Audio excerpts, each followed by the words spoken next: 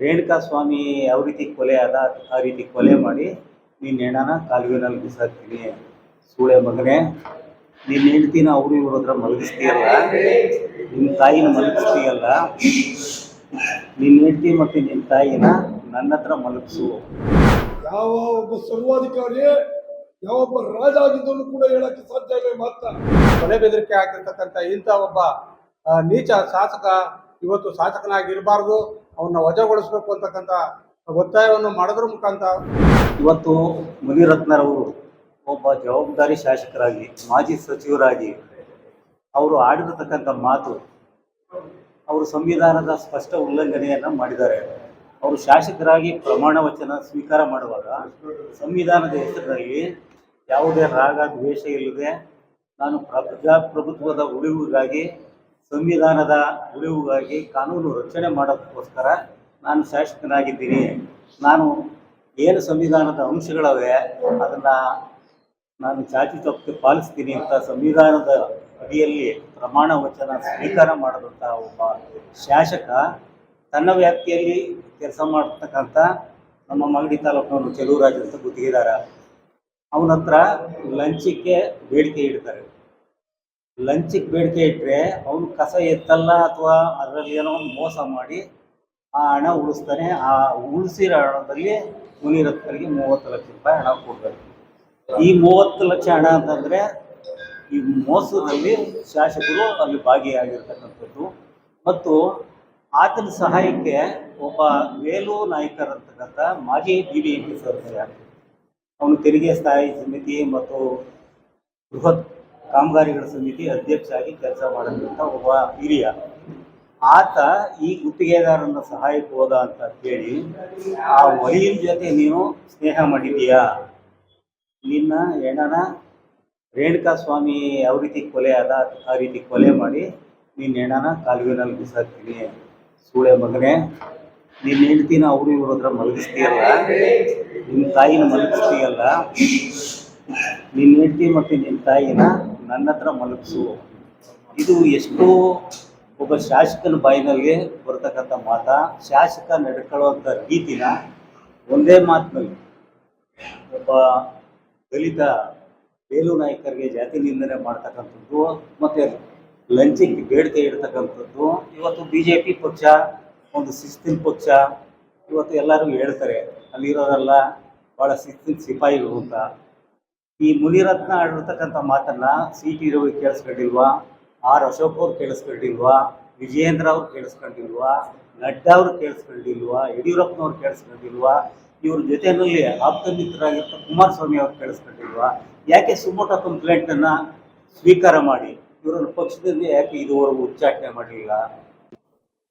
ತಮ್ಮ ವೈಯಕ್ತಿಕ ಹಿತಾಸಕ್ತಿಗಳಿಗೆ ಬಲಿಕೊಟ್ಟು ಅಸ್ಪೃಶ್ಯತೆ ಆಚರಣೆ ಮಾಡುವ ನಿಟ್ಟಿನಲ್ಲಿ ಇವತ್ತು ವಲಯನ ಹತ್ರ ನಿನ್ನ ಹೆಂಡತಿಯನ್ನು ಮಲಗಿಸು ಅಂತಕ್ಕಂಥ ಮಾತನ್ನು ಹೇಳೋದ್ರ ಮುಖಾಂತರ 2-3 ಬಾರಿ ವಲಯ ಅಂತಕ್ಕಂಥ ಪದವನ್ನು ಬಳಸಿ ಆ ವ್ಯಕ್ತಿಗೂ ಕೂಡ ಕೊಲೆ ಬೆದರಿಕೆಯನ್ನು ಹಾಕಿರ್ತಕ್ಕಂಥದ್ದು ತಮ್ಮೆಲ್ಲರಿಗೂ ಗೊತ್ತಿರ್ತಕ್ಕಂಥದ್ದು. ಏನು ಈ ರಾಜ್ಯದಲ್ಲಿ ಒಕ್ಕಲಿಗರಾಗಿರ್ಬೋದು, ಪರಿಶಿಷ್ಟ ಜಾತಿಯ ವಲಯರಾಗಿರ್ಬೋದು, ಅಥವಾ ಮಾದುಗರು ಅಥವಾ ಇನ್ನಿತರ ನಮ್ಮ ಪಂಗಡದ ಎಲ್ಲರೂ ಕೂಡ ಶಾಂತಿಯುತವಾಗಿ ಸಹಬಾಳ್ವೆಯಿಂದ ಇವತ್ತು ರಾಜ್ಯದಾದ್ಯಂತ ನೆಮ್ಮದಿಯಿಂದ ಬದುಕ್ತಾ ಇರ್ತಕ್ಕಂಥ ಈ ಒಂದು ಸಂದರ್ಭದಲ್ಲಿ 2 ಪಂಗಡಗಳಿಗೂ ಸೇರಿ ಇವತ್ತು ಏನು ಒಕ್ಕಲಿಗರು ಮತ್ತು ವಲಯನ ಎತ್ಕಟ್ಟಂತ ಮಾತನ್ನು ಕೂಡ ಇವತ್ತು ಆಡಿದ್ದಾರೆ. ಹಾಗಾಗಿ ರಾಜ್ಯದಲ್ಲಿ ಅಶಾಂತಿಯನ್ನ ನಿರ್ಮಾಣ ಮಾಡ್ತಕ್ಕಂಥದ್ದು ಮತ್ತೆ ವಲಯ ಅಂತಕ್ಕಂಥ ಪದವನ್ನು ಬಳಸಿ ಅಸ್ಪೃಶ್ಯತೆ ಆಚರಣೆ ಮಾಡಿರ್ತಕ್ಕಂಥದ್ದು, ಕೊಲೆ ಮಾಡ್ತೀನಿ ಅಂತಕ್ಕಂಥದ್ದನ್ನ ಹೇಳಿರ್ತಕ್ಕಂಥದ್ದು. ಮತ್ತೆ ಅವರು ಈ ಹಿಂದೆನೂ ಕೂಡ ತಮ್ಮ ಚುನಾವಣೆಯಲ್ಲಿ ಸಾವಿರಾರು ಮತ ಚೀಟಿಗಳನ್ನು ಸ್ವಯಂ ಇವರೇ ಇಟ್ಕೊಂಡು ಮತದಾನವನ್ನ ಮಾಡಿಸ್ಕೊಂಡು ಹಿಂದೆ 2-3 ಸಾರಿ ಗೆದ್ದು ಬಂದಿರ್ತಕ್ಕಂಥದ್ದು. ಮತ್ತೆ ಈಗಾಗಲೇ ಪತ್ರಿಕಾ ವರದಿಗಳಲ್ಲೂ ಕೂಡ ನಾವೆಲ್ಲ ನೋಡಿದ್ದೀವಿ.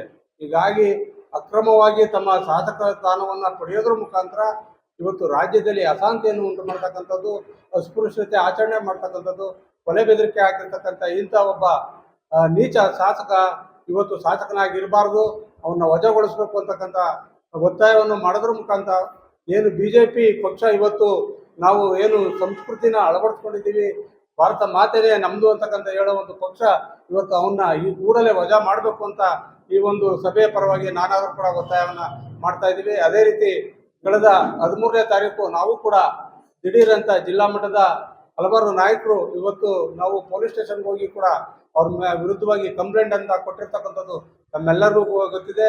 ಹಾಗಾಗಿ ಅವನ ಸ್ಥಾನವನ್ನು ವಜಾಗೊಳಿಸಬೇಕು ಅಂತ ಹೇಳಿ ಈ ಸಭೆಯ ಮೂಲಕ ಒತ್ತಾಯವನ್ನ ಮಾಡ್ತಾ ಇದ್ದೀರಿ. ಈ ರಾಜರಾಜೇಶ್ವರಿ ನಗರದ ಕ್ಷೇತ್ರದ ಶಾಸಕರು ಹಾಗೂ ಮಾಜಿ ಸಚಿವರಾಗಿರ್ತಕ್ಕಂಥ ಮುನಿರತ್ನ ಅವರು ಮೊನ್ನೆ ನಡೆದಂಥ ಒಂದು 4 ದಿನದಲ್ಲಿ ನಡೆದಂಥ ಒಂದು ನಡವಳಿಕೆಗಳು ನೋಡಿದ್ರೆ ಅವ್ರನ್ನ ಯಾವ ಪಕ್ಷ ಬೆಂಬಲಿಸುತ್ತೋ ಆ ಪಕ್ಷಕ್ಕೆ ಮೊಟ್ಟ ಮೊದಲಾಗಿ ನಾವು ಹೇಳಕ್ ಬಯಸ್ತೇವೆ. ಕಾರಣ ಏನು ಅಂದ್ರೆ ಅವ್ರಿಗೆ ಸಂವಿಧಾನದ ಮೌಲ್ಯಗಳೇ ಗೊತ್ತಿಲ್ಲದೆ ಇರತಕ್ಕಂಥ ಒಬ್ಬ ವ್ಯಕ್ತಿಯನ್ನ ಮತ್ತು ಸಮಾಜದ ಘನತೆ ಗೌರವ ಗೊತ್ತಿಲ್ಲದೆ ಇರತಕ್ಕಂಥ ವ್ಯಕ್ತಿಯನ್ನ ಅಪಕ್ಷದಿಂದ ಅಭ್ಯರ್ಥಿಯಾಗಿ ಮಾಡಿ ಇವತ್ತು ಅವರು ಮಾಜಿ ಸಚಿವರಾಯ್ತಾರೆ. ಅವರು ಸಚಿವರಾಗುವಾಗ ಪ್ರಮಾಣವನ್ನು ಸ್ವೀಕಾರ ಮಾಡ್ತಾರೆ. ನಾವು ಭಾರತ ದೇಶದ ಸಂವಿಧಾನವನ್ನ ಚಾಚು ತಪ್ಪದ ಪಾಲಿಸ್ತೀವಿ ಅಂತಕ್ಕಂಥ ಎಲ್ಲಾ ಅಂಕಿಅಂಶಗಳನ್ನು ಓದಿ ರಾಜ್ಯಪಾಲರ ಮುಖಾಂತರ ಪ್ರತಿಜ್ಞಾವಿಧಿ ಓದುವಾಗ ಇವತ್ತು ಅವ್ರ ನಡವಳಿಕೆ ಇದೆಯಲ್ಲ, ಆ ನಡವಳಿಕೆ ತದ್ವಿರೋಧವಾಗಿದೆ. ಒಬ್ಬ ಡಿಕ್ಟೇಟರ್ ಕೂಡ ಆ ರೀತಿ ಮಾಡಕ್ ಸಾಧ್ಯನೇ ಇಲ್ಲ.